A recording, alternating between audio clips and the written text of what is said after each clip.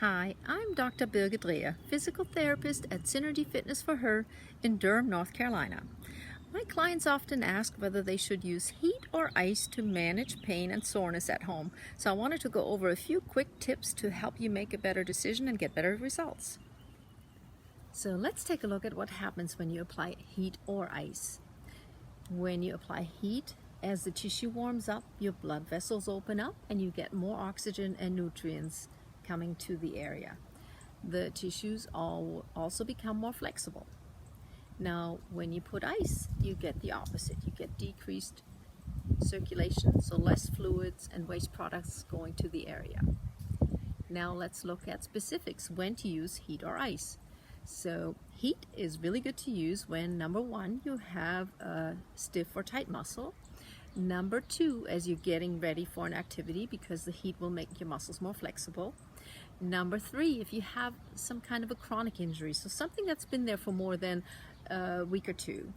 And number four, if you have muscle spasms, the heat may be helpful in relaxing those. Now, there are also times when you should not be using heat. Number one for that would be if you see signs of inflammation, which would be swelling, redness, warmth, pain, loss of function.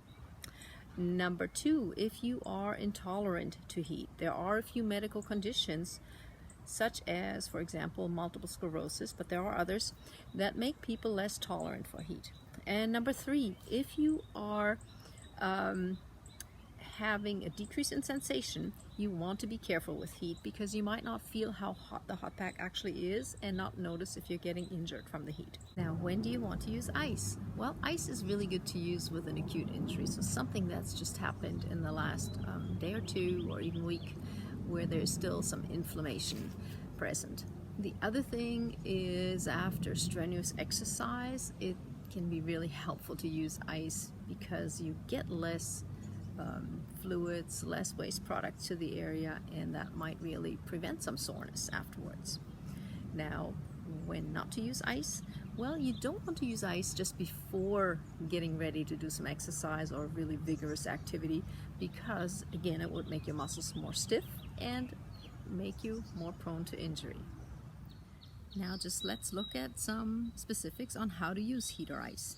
So number one, you want to apply it 15 to 20 minutes at a time. Number two, you can use heat or ice multiple times a day, but you want to allow enough breaks in between so that your tissue returns to normal circulation and temperature so that you don't get yourself injured with it.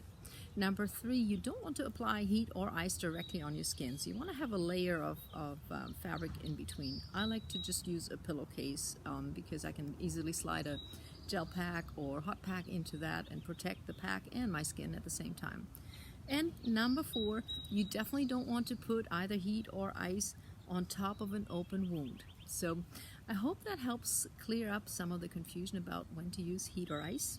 If you have extra questions or need some help in managing pain or relieving pain better, you can contact me at pt@synergyfitnessforher.com.